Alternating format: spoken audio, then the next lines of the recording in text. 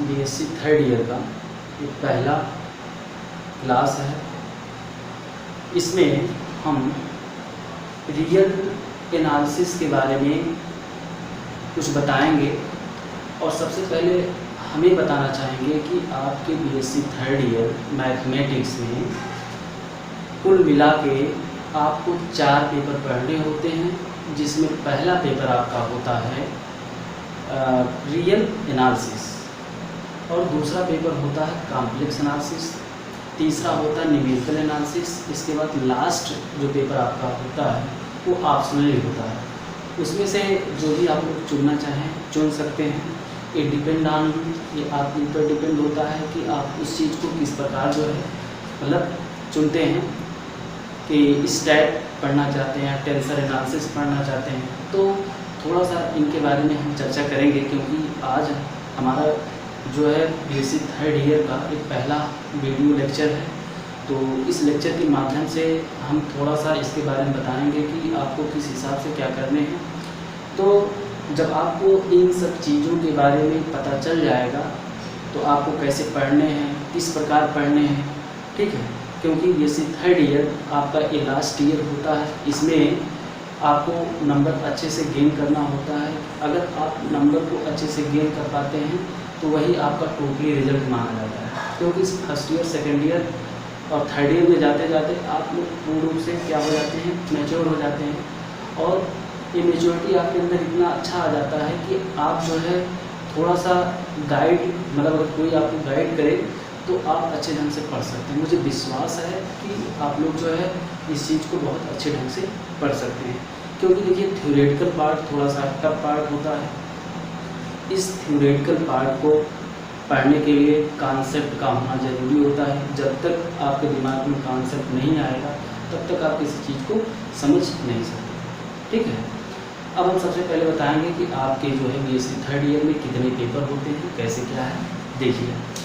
देखिए आपका जो पहला पेपर होता है रियल एनालिसिस होता है।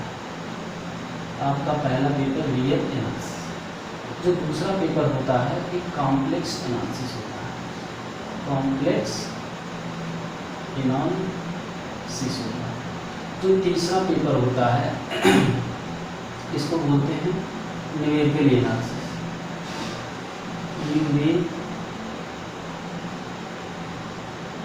Numerical analysis. वैसे आप जो देख रहे हैं सब एनालिसिस ही है। चौथा है tensor analysis and differential geometry. Tensor analysis and differential geometry. ये पेपर आपका क्या होता है, ऑप्शनल होता है। और आप लोग जानते हैं कि टोटली जो है 150 मतलब टोटल आपका 200 नंबर का होता है, 300 नंबर का होता है। अब 300 नंबर का जो है 75, कोई पेपर 75 का होता है, ठीक है। 150 गुना 300 होता है, ठीक है। तो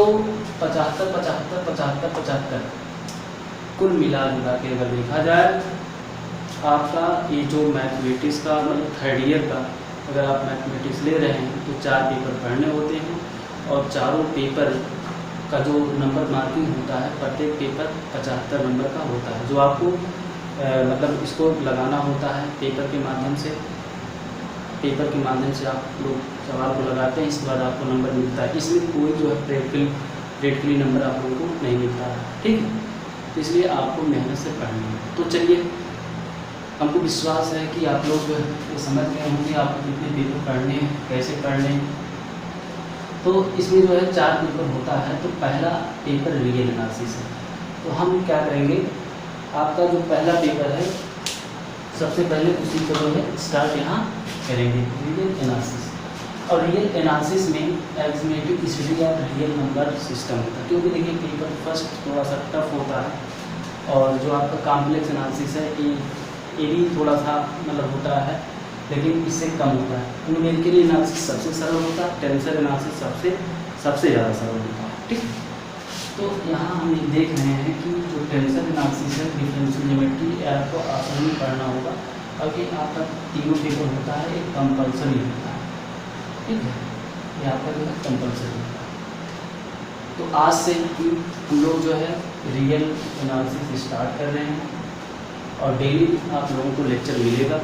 हमको पूरा विश्वास है अगर आपको डेली लेक्चर मिल रहा है तो लेक्चर में हम कोशिश करेंगे थ्योरी वाला पार्ट आप लोगों को मजबूती के साथ देंगे और आप लोग जो है उसको नोट्स के माध्यम से मतलब नोट्स पर नोट करते रहेंगे, ठीक है, क्योंकि जब नोट करेंगे तो यहाँ समझेंगे, वहाँ नोट्स करेंगे, तो एक बार तो आप लोग उसको लिख लेंगे।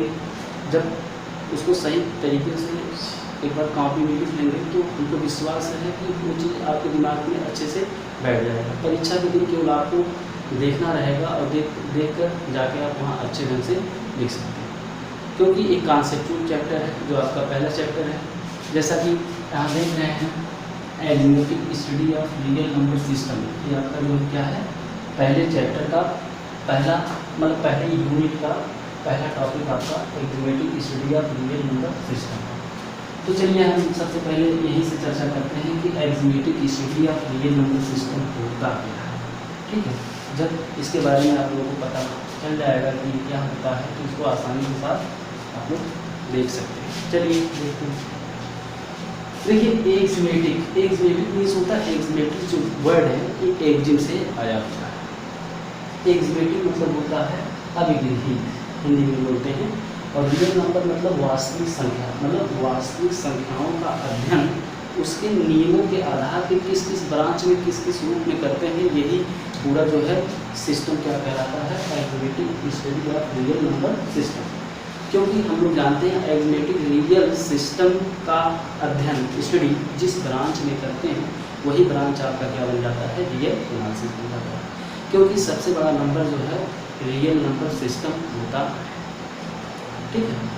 अब बात ये आता है कि रियल नंबर सिस्टम की आवश्यकता क्यों पड़ा, क्योंकि देखिए सबसे पहले वास्तव में अगर देखा जाए रियल नंबर सिस्टम के बारे में एक पियानो थोड़ा सा इसके बारे में हम मतलब एक समझ विकसित कर रहे हैं, तो आप लोग ध्यान से इस कॉन्सेप्ट को सुनिएगा। हमको पूरा विश्वास है कि आपकी समझ में पूरा का पूरा आ जाए।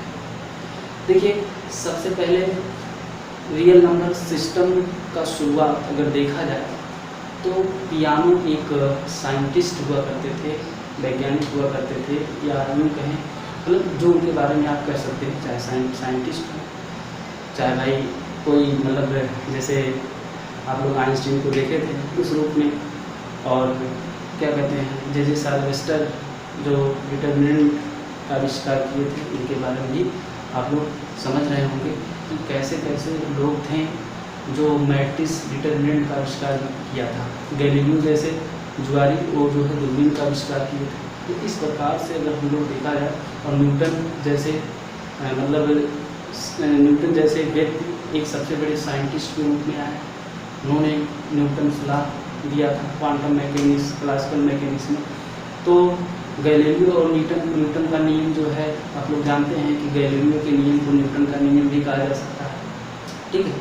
तो इस प्रकार अगर हम देखें तो पूरा का पूरा श्रेय सबसे पहले रियल नंबर सिस्टम की शुरुआत करने को जाता है किसको, पियानो को जाता है। मतलब पियानो ने मतलब नंबर के बारे में स्टडी किया और बताया कि कौन सा नंबर किस प्रकार जो है बिहेव करता है, ठीक। तो यही सब प्रक्रिया स्टार्ट किया पियानो ने। जैसे पियानो ने स्टार्ट किया, इसके बाद जो है मतलब चार्ल्स विस्ट्रास आए। चार्ल्स विस्ट्रास के बाद जो है आपके आ गए जॉर्ज कैंटोर आप लोग जानते हैं, जिन्होंने सेट मतलब समुच्चय की परिभाषा दिया था। मतलब 1982 से लेकर 1882 मतलब 19वीं और 18वीं और 19वीं शताब्दी में जो जॉर्ज कैंटोर थे वो सेट थ्योरी का मतलब सेट थ्योरी के बारे में उन्होंने जिक्र किया था कि सेट क्या होता है, सबसेट क्या होता है, कितने प्रकार के होते हैं, ठीक है। तो इनका भी रोल काफ़ी यहाँ रहा है। और इसमें जो है कुछ और साइंटिस्ट जैसे रिचर्ड्स हैं, ये भी जो है इनके बारे में अध्ययन किए, मतलब कुल मिला जुला के कहें, सबसे पहले पियानो एक ऐसे साइंटिस्ट थे जिन्होंने मतलब रियल नंबर सिस्टम के बारे में कुछ उन्होंने बताया। फिर वही रियल नंबर सिस्टम धीरे धीरे मतलब जब वो जो है उस रियल नंबर सिस्टम के बारे में थोड़ा बहुत जानकारी मतलब सब लोगों को दिए, तो इटालियन मतलब इटली के महान इटालियन जो कि महान मैथमेटिशियन थे, जिनको हम लोग जानते हैं जॉर्ज मतलब क्या कहते हैं रिचर्ड्स विस्ट्रास एक नाम हुआ करता है, ठीक है, जिन्होंने लिमिट थ्योरी पे जो है एक थॉट दिया था कि every limit has only on it's limit point, यानी कि every infinite bounded unbounded sequence has only on it's limit point, उसके पास केवल एक ही लिमिट पॉइंट होता था। इन्होंने विस्ट्रास ने बताया था, ठीक। वही विस्ट्रास ने क्या किया कि जो पियानो ने मतलब अपना एग्जिम दिए, उसी एग्जिम को एक्सटेंड किया। फिर इसके बाद जो जॉर्ज कैंटार आ गए, फिर इसके बाद जो है उससे रिलेटेड एक और साइंटिस्ट हुआ करते हैं, उनका नाम रिचर्ड्स करके है, ठीक है, वो भी आए थे। तो धीरे धीरे इन लोगों ने थ्योरी को जो है आगे बढ़ाया, ठीक है, यानी कि इन सब ने मिलकर क्या किया, arithmetic study of real number के बारे में अध्ययन किया, मतलब रियल नंबर सिस्टम के बारे में अध्ययन किया। तब जाके उन्होंने 4 प्रकार के मतलब अरिथमेटिक नंबर सिस्टम को 4 भागों में क्लासीफाई किया था। पहला एक्सटेंडेड एग्जिम, दूसरा है आपका आर्डर एग्जिम, तीसरा है कंप्लीटनेस एग्जिम, और एक एग्जिम आपका जो है यहाँ मिल जाता है जिसका नाम होता है फील्ड एग्जिम, ठीक है, यानी कि extended EXIM, field EXIM, order EXIM, completeness EXIM. फिर इन दोनों से मिलाकर जो है आर्डर कंप्लीटनेस फील्ड भी बनाया गया, यानी कि अरिथमेटिक नंबर सिस्टम को 4 भागों में यहाँ डिवाइड कर सकते हैं, यानी कि 4 भागों में क्लासीफाई कर सकते हैं। कैसे कैसे? पहला आया एक्सटेंडेड एग्जिम इन आर, दूसरा होता है फील्ड एग्जिम इन आर, इसके बाद ऑर्डर एग्जिम इन आर, फिर इसके बाद कंप्लीटनेस इन, यानी कि 4 प्रकार के सिस्टम आए थे। रियल एक्सटेंडर सिस्टम, इसको हम ऐसे भी कह सकते हैं real extender system, real field system, real order system, real completeness system. इसके बाद यही से इसी सिस्टम से आर्चिमीडियन प्रॉपर्टी बनता है, ठीक। तो इन चारों के बारे में हम अलग अलग जो है अलग मतलब अगले लेक्चर में इन सब चारों के बारे में हम बताएंगे। अभी केवल आपको जो है अरिथमेटिक नंबर सिस्टम के बारे में एक समझ विकसित कर रहे हैं। हमको पूरा विश्वास है कि आप लोगों को थोड़ा सा मतलब थोड़ा नहीं बहुत समझ में आ रहा होगा, बस थोड़ा सा हमको प्रॉब्लम क्रिएट यहाँ हो रहा है बोलने में, क्योंकि जो है इन्वायरमेंट जान ही गए हैं, गर्मी इतना ज़्यादा है, थोड़ा सा बोलने में दिक्कत है, ठीक है, गर्मी की वजह से थोड़ा सा प्रॉब्लम क्रिएट यहाँ हो रहा है। तो extended EXIM, field EXIM in are, order EXIM in are, completeness in are, तो ये आपको 4 एग्जिम जो है यूनिट फर्स्ट में आपको पढ़ने हैं। तो एक एक करके हम आप लोगों को सिखाएंगे। सबसे पहले इसमें आज हम बताना चाह रहे हैं जो पियानो एग्जिम होता है, पियानो एग्जिम वास्तव में क्या होता है, पियानो एग्जिम के बारे में हम आज चर्चा करेंगे। अब अगले लेक्चर से हम इन सब के बारे में एक एक करके चर्चा करेंगे। इसी में जो है आपका काउंटेबिलिटी आता है, इनवेरिएबल सेट आता है, डिनोमिनेबल सेट आता है। यूनिट फर्स्ट से आपका लगभग मान के चलिए कि 3 मतलब 2 से 3 क्वेश्चन आपका मिलता है, और बहुत छोटा जो है चैप्टर है, थ्योरेटिकली बेस्ड है। हमको विश्वास है आप लोग जो इस चैप्टर को ध्यानपूर्वक पढ़िए। इसके बाद फिर मैथमेटिकल आ जाएगा, मैथमेटिकल में आसानी हो जाता है, ठीक है, क्योंकि वहाँ नियम बताएंगे, उसके कॉन्सेप्ट बता देंगे, सवाल बता देंगे, फिर अदर सवाल को आप लगा सकते हैं। लेकिन यहाँ थ्योरी जब तक आप थ्योरी समझ नहीं सकते तब तक जो है इसके बारे में कुछ नहीं लिख सकते। चलिए ठीक है, अब हम आगे बढ़ते हैं। देखिए पियानो एग्जिम क्या होता है। पियानोस एग्जिट मोस्ट इम्पॉर्टेंट, क्योंकि सबसे पहले एग्जीक्यूटिव नंबर सिस्टम के बारे में कौन स्टडी किया था, यहाँ ने किया था। एग्जीक्यूटिव नंबर सिस्टम के बारे में स्टडी यहाँ ने किया था। ठीक है, यहाँ ने क्या माना, लेट कैपिटल एक्स, लेट माना small capital n be the set of natural number. इन्होंने सबसे पहले एक सेट लिया और उस सेट किसका लिया, सेट ऑफ नेचुरल नंबर का लिया। ठीक है, तो इन्होंने पहला एग्जिम दिया था, ये एग्जिम को आपने दिमाग में बैठाइएगा। पहला एग्जिम दिया था कि हर फॉर एनी एलिमेंट एन, इन्होंने लिया for any element in natural number n. ठीक है, जो सेट ऑफ नेचुरल नंबर इन्होंने माना उसमें एक एलिमेंट क्या लिया, एन लिया। फिर इसके बाद इन्होंने कहा कि इस नंबर का मतलब देन दियर एग्जिस्ट है, देन दियर एग्जिस्ट का मतलब ये होता है कि इसमें कुछ और चीज़ एग्जिस्ट कर रहा है। Then there exist a unique number n plus. ठीक है, ये यूनिक नंबर क्या इन्होंने एग्जिस्ट करा है, एन प्लस। तो क्या कहलाएगा, इज कॉल्ड, ये जो यूनिक नंबर इन्होंने एग्जिस्ट करा है is called successor of n. ये जो यूनिक नंबर एन प्लस इन्होंने एग्जिस्ट कराया, ये बताया कि ये यूनिक नंबर क्या होता है, एन का सक्सेसर होता है। सक्सेसर मतलब इससे आगे बढ़ सकता है। इसका मतलब हम कह सकते हैं कि जो एन होता है, एन प्लस होता है, वो क्या होता है, देखिए हमेशा एन से बड़ा जो है क्या होता है, एन प्लस होता है। इन्होंने बताया एन से बड़ा एन प्लस मतलब एन जो है स्मॉल एन का सक्सेसर एन हुआ। या ऐसे नहीं समझ पा रहे हैं, वैसे समझिएगा कि ए नंबर एन है, इसका सक्सेसर मतलब एन प्लस वन का मतलब होता है इसलिए एक आगे। ठीक है, यानी कि प्रत्येक नंबर का एक सक्सेसर नंबर होता है। ठीक है, r r n belong to n, ये चीज़ आपको ध्यान में रखिएगा। इनका पहला एग्जाम्पल कहने का मतलब ये है कि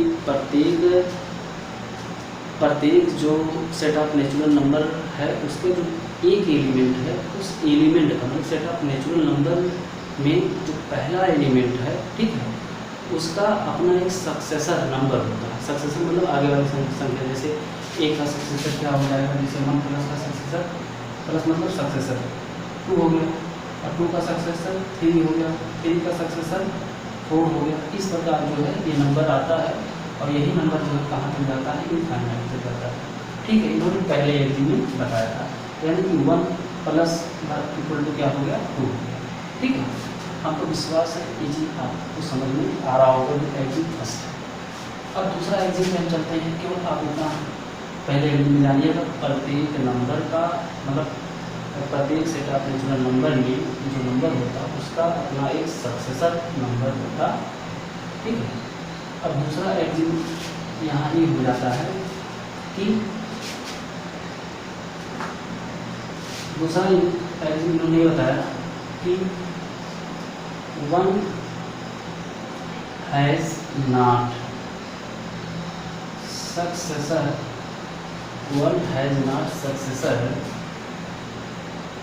of any set of natural number. इन्होंने ये बताया कि जो 1 है, ठीक है, 1 का कोई अपना मतलब 1 जहाँ से आया हुआ है उसका कोई सक्सेसर पॉइंट नहीं होता, मतलब 1 किसी का सक्सेसर पॉइंट नहीं होता है। ठीक है, यानी जैसे अगर हम 1 कहीं n का सक्सेसर है तो ये गलत है, मतलब 1 जो है किसी नंबर का सक्सेसर नंबर नहीं होता। ठीक है, इन्होंने दूसरा एग्जिट ये बताया। ठीक है, जैसे अगर हम कहें 0 का सक्सेसर क्या 1 होगा, 1 कहाँ होगा, मतलब 1 एक ऐसा नंबर होता है जिसका कोई सक्सेसर नंबर नहीं होता। ठीक, दूसरे एग्जिट में इन्होंने ये बताया। इसके बाद तीसरे एग्जिट में बताया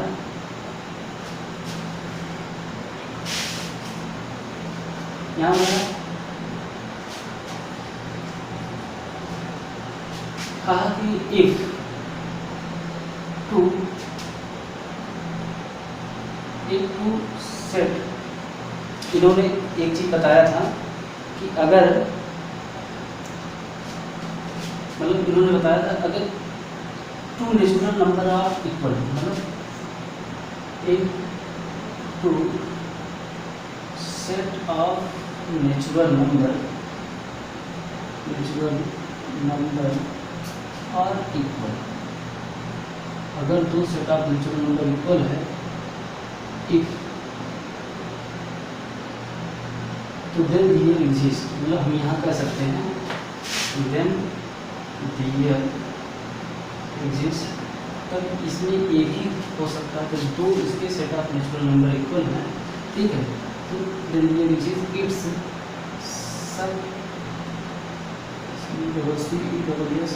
then its successor will be also equal, ठीक है। इसका मतलब ये हुआ जैसे अगर हम कहें कि एक नंबर m है और एक नंबर n है, ठीक है, जो कि सेट ऑफ नेचुरल नंबर के एलिमेंट है। कह रहा है कि अगर ये दोनों नंबर आपस में क्या है, बराबर हैं, ठीक है, तो इसके सक्सेसर भी आपस में क्या होंगे, बराबर होंगे। प्लस नंबर क्या होता है, सक्सेसर। अगर m और n दो सेट ऑफ नेचुरल नंबर हैं तो इसके सक्सेसर भी आपस में क्या होंगे, बराबर, ठीक है। अब इसका तीसरा कहता है, मतलब चौथा जो एग्जिम यानों ने बताया, चौथा एग्जिम ये बताया इन्होंने,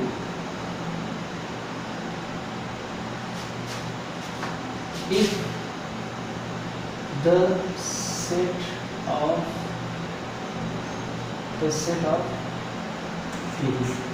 if any set of number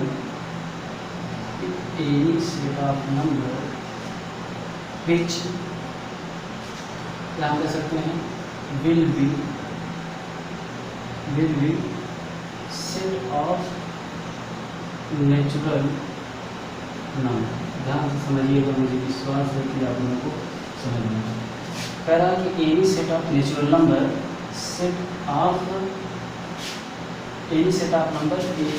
जो होगा वो सेट ऑफ नेचुरल नंबर का होगा। कब होगा, इफ इट कंटेन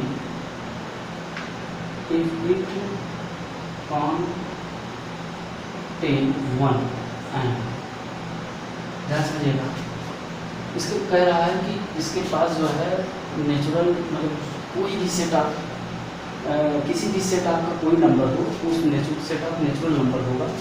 ये कब होगा, कह रहा है कि इफ मतलब ये एक को कंटेन करे और and any other set of natural number, any other set of natural number has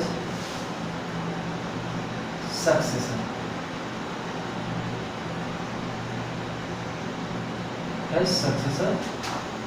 number। इसका मतलब ये है कि अगर कोई set of natural number one को कंटेन कर रहा है और इसके अलावा अगर कोई सेट ऑफ नेचुरल नंबर है जिसके पास सक्सेसर पॉइंट, तो हम कह सकते हैं कि वो क्या होगा, यानी कि पहला वाला सेट, मतलब जो माने हैं सेट, ठीक है, हम मान लेते हैं कि वो सेट क्या है, कैपिटल ए है और सेट ऑफ नेचुरल नंबर ये है, ठीक है। तो कहने का मतलब ये है कि हम लोग जानते हैं कि वन तो कोई भी अगर सेट ऑफ नेचुरल नंबर है तो वन को कंटेन करेगा, क्योंकि अगर वन को हटा दिया जाए तो कोई नेचुरल नंबर नहीं बनेगा, तो नंबर सिस्टम क्या हो जाएगा, डिस्टर्ब हो जाएगा। जैसे जीरो को हटा देते हैं तो सेट ऑफ नेचुरल नंबर बन जाता है, अगर जीरो को मिला लेते हैं तो इंटीजर बन जाता है। तो इस प्रकार का यहाँ जो सक्सेसर नंबर होता है कैसे बदलता है, आप लोग थोड़ा सा एक कॉन्सेप्ट के माध्यम से यहाँ समझेंगे। जैसे हमने मान लिया सेट ऑफ नंबर क्या है, कैरेक्टर ए है, और सेट ऑफ नेचुरल नंबर क्या है, एन, ठीक है। अगर हम मान लेते हैं जो सेट ऑफ नेचुरल नंबर है, इसका मतलब ए डज नॉट इक्वल टू मतलब ए जो है इनकोडिंग सेट का, इसका मतलब ए में कुछ न कुछ एलिमेंट है, ठीक है। तो जब ए में कुछ न कुछ एलिमेंट है तो विच इम्प्लाइज डेट हम कह सकते हैं कि ए जो होगा एक प्रॉपर सबसेट ऑफ एन होगा। अभी हम इसे सिद्ध नहीं कर पाए हैं कि ए जो है एन के बराबर होगा, लेकिन यहाँ हम कह सकते हैं क्योंकि तुम्हारे मिश्रा से है ये क्या करेगा, यम भी जो है इस नंबर में बिलोंग कर रहा है, मतलब यही कह रहा है कि यम जो है इस नंबर में बिलोंग कर रहा है। इसका मतलब ये होगा कि यम का जो है कोई सक्सेसर नंबर होगा, यानी कि यम का कोई सक्सेसर नंबर क्या होगा, यम प्लस होगा, ठीक है। फॉर यम बिलोंग टू यम होगा, ठीक है। और ये ऑलरेडी जो है यम क्या करेगा, जो नंबर है मतलब सेट ऑफ यम ये ऑलरेडी यम में ही कंटेंट करेगा। तो वन बिलोंग टू लोग जानते हैं क्योंकि कोई भी सेट है उसमें यम कंटेंट करेगा, तो वन बिलोंग टू ए में ही है, ठीक है, कंटेंट करेगा। यही वन जो सेट ऑफ नेचुरल नंबर में कंटेंट करेगा। इसका मतलब हम कह सकते हैं कि ए जो है ए यम का क्या बन जाएगा, सबसेट बन जाएगा। सबसेट की डिफिनेशन से अब यहाँ ए जो है यम का प्रॉपर सेट था, जब ए जो है हमको पता नहीं था कि क्या एलिमेंट है, ठीक है।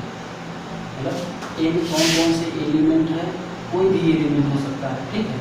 लेकिन यम तो सेट ऑफ नेचुरल नंबर का है, जो भी एलिमेंट इसमें होगा वो इसी सेट का भी होगा। लेकिन ये कोई ज़रूरी नहीं है कि इस सेट में एलिमेंट हो वो इस सेट में हो।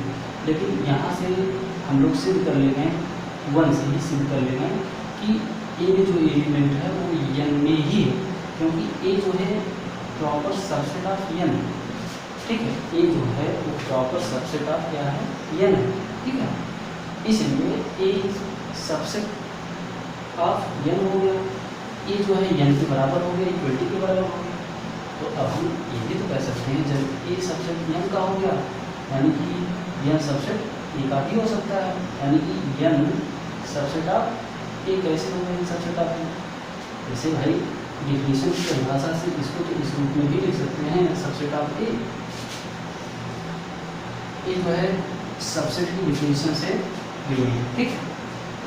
तो लास्टली हम लोग ये भी कह सकते हैं कि subset N comma N subset A, तो which implies that n equal to यन।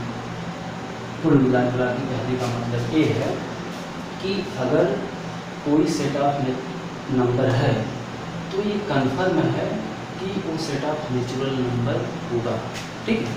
मतलब चौथे एक्जिम को अगर एक भाषा में समझें कि कोई भी आप सेट ऑफ नंबर ले लीजिए, सेट ऑफ नंबर मीन्स होता है कोई एक ऐसा नॉन इक्वलिटी सेट है जिसमें कोई एलिमेंट आप रख सकते हैं, ठीक है। और जो एलिमेंट लेंगे इतना विश्वास है कि वो नंबर जो है सेट ऑफ नेचुरल नंबर का ही नंबर होगा, ठीक है।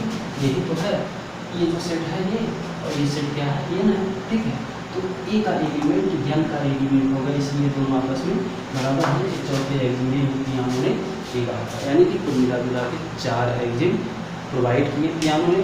ये 4 एग्जिम को हमने आपको अच्छे तरीके से समझाया और आप लोग जो है समझ चुके होंगे। अगर मान लीजिए कि समझ में नहीं आया है तो एक बार वीडियो को और रिपीट करके देखेंगे, मुझे विश्वास है कि समझ में आ जाएगा।